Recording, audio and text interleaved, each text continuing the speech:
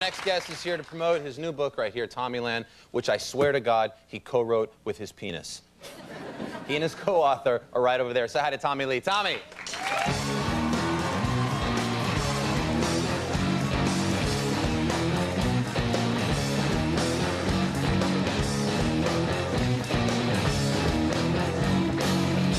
What is happening? Not a whole lot, man. How you doing?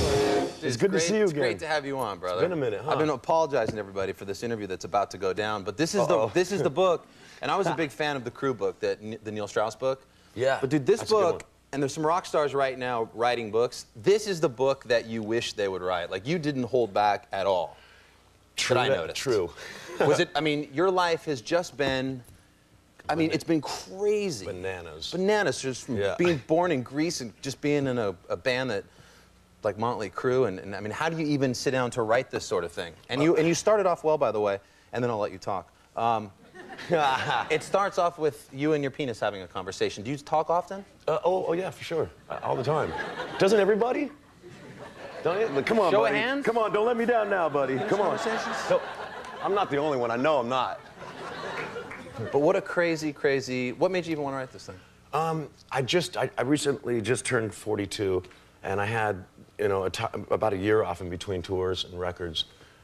So I was like, you know, maybe now would be a really good time to write a book. And I believe misconception is one of my worst enemies by far, because, you know, the things that people see in the press are just little blips and pieces, and a lot of it's untrue, and very little of it's true. And it just felt like, and I wasn't interested in writing some fluffed up autobiography, right, or a you know, a chronological autobiography. I really wanted to kind of break the mold, and obviously starting out with me having conversations with my penis would be a way to break the mold. It's unbelievable. It was definitely a nice conversation the two of you had. Yeah, and I figured this would be a good time to just lay it all out there, and then maybe I won't have to answer any more stupid questions, because I get asked a lot of stupid questions. Right. I have 6 in a row. Excellent. Excellent. You offer up some of your love tips and suggestions.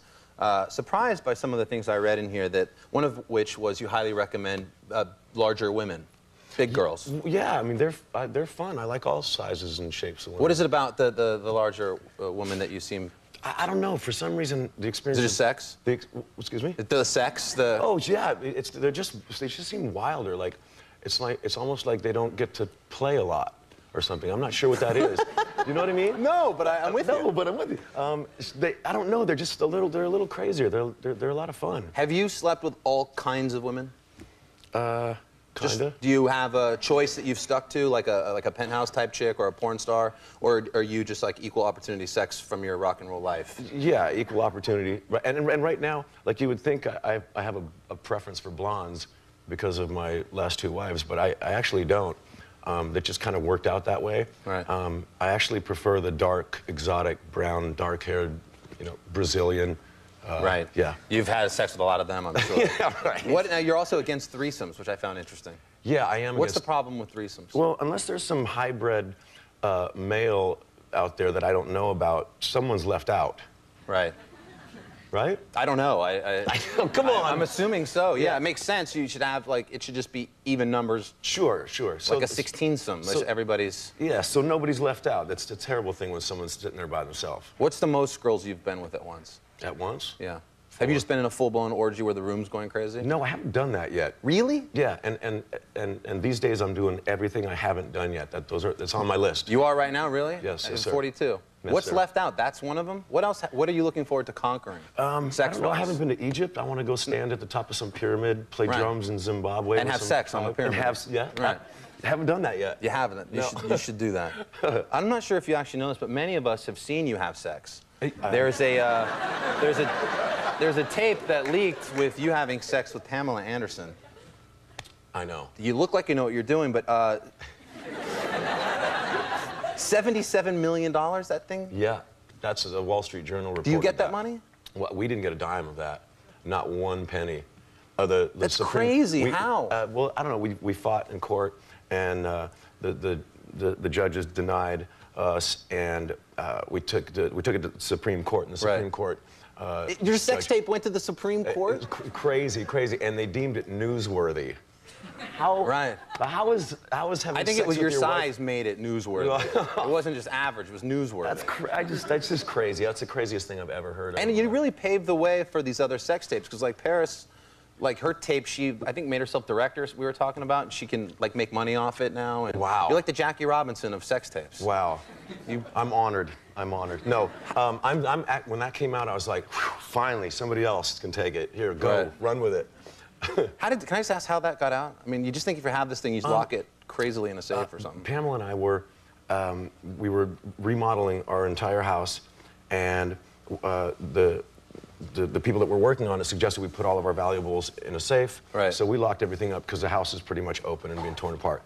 We went to London, excuse me, to celebrate Christmas. Right.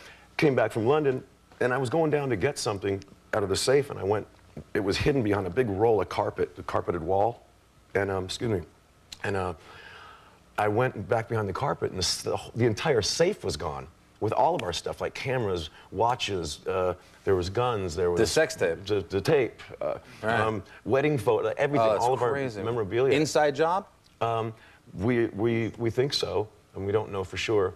But the entire safe was gone. So right. I guess you can't really. There's nothing else you could do, you know. Yeah, and it's not like a little safe. This thing was about the size of a fridge, empty. Right. It weighed 500 pounds, so it had to take a few guys and a dolly. That is crazy. It's bananas. This book is so. I mean, the book speaks to basically being in a rock band and living the rock and roll lifestyle is awesome. What would you like for just like some 16-year-old dude that like idolizes you? What do you want him to read about this book and the craziness in your life and take away from it?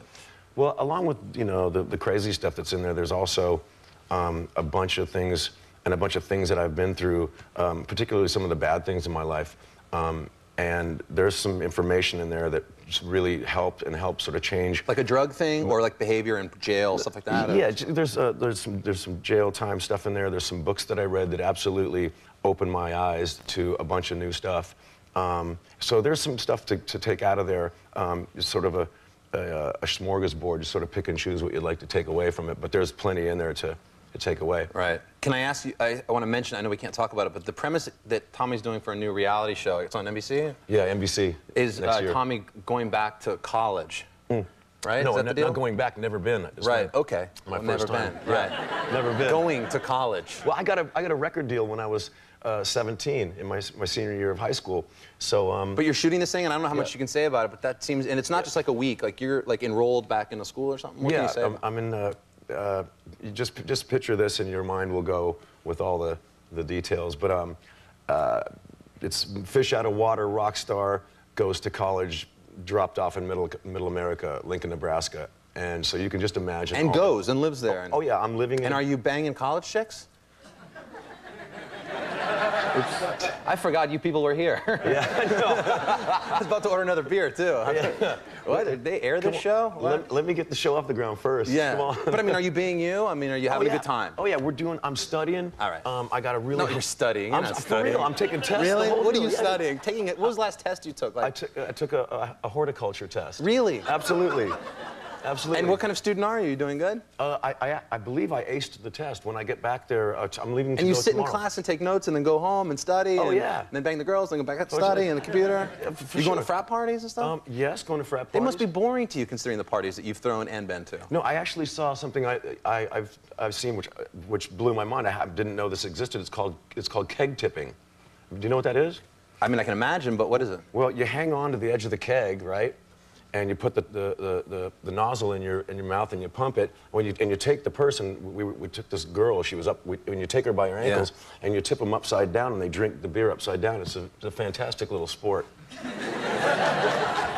Keg tipping? Keg tipping. That's fantastic. Yes, it is. That's one of the many things. We'll come back and let's talk more about that show. Cool. And dude, this book rules. Seriously, Awesome, you did man. a really good job with it. Thank It's you. a lot of By fun. the way, New York Times bestseller. Boom. Right there. Thank you very much.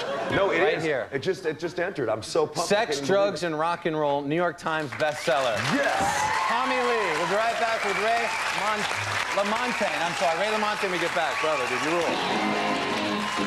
rule?